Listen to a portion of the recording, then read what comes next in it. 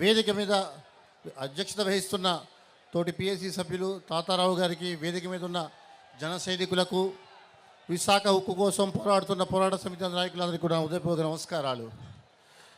విశాఖ ఉక్కుని ప్రైవేటీకరణ చేస్తున్న ప్రభుత్వ నిర్ణయం తెలుసుకున్న వెంటనే జనసేన పార్టీ అధ్యక్షులు పవన్ కళ్యాణ్ గారు ఢిల్లీ వెళ్ళి బీజేపీ ప్రభుత్వ నాయకులతో కరాఖండిగా చెప్పిన విషయాన్ని మీ అందరికీ గుర్తు చేస్తున్నా. ఏ రాజకీయ పార్టీ స్పందించిన విధంగా మొట్టమొదటిసారిగా స్పందించిన పార్టీ జనసేన పార్టీ. ఇది 32 ప్రజల యొక్క ప్రాణత్యాగమే కాదు, ఈ జిల్లా వాసులే కాదు, తూర్పుగోదావరి జిల్లా వాసులు కూడా వాళ్ళ నీళ్లు పంటకి తాగుకి కూడా త్యాగం చేసి, ఏలేరు నీరు ద్వారా ఇల్లు ఇచ్చిన ఇంత త్యాగం చేసి సాధించుకున్న విశాఖ హక్కుని ఈవేళ ప్రైవేటీకరణ చేస్తుంటే స్పందించని ఈ ప్రతి రాజకీయ పార్టీని మేము విమర్శిస్తున్నా.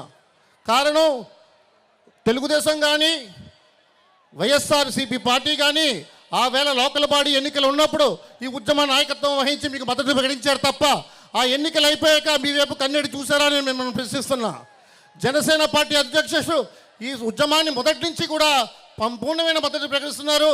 ఏ రాజకీయ కోణం, ఏ రాజకీయ లబ్ధి కోసం కాకుండా నిజాయితీగా విశాఖ ఉక్కు ఆంధ్రుల హక్కుగా ఇక్కడ కలకాలం నిలవాలని చెప్పి పోరాడుతున్నారు. ఈ సమస్య పట్ల చిత్తశుద్ధితో పోరాడుతున్న ఏకైక నాయకుడు పవన్ కళ్యాణ్ గారు ఏ సమస్యను పట్టుకున్నా ఆ సమస్యను ప్రారంభించడమే కాదు, పోరాడుతూ దాన్ని సాధించే వరకు పోరాడే ఏకైక పార్టీ జనసేన. ఆ విషయాన్ని మీకు బలపరచడానికి ఇవాళ జనసేన నాయకులు వస్తున్నారు.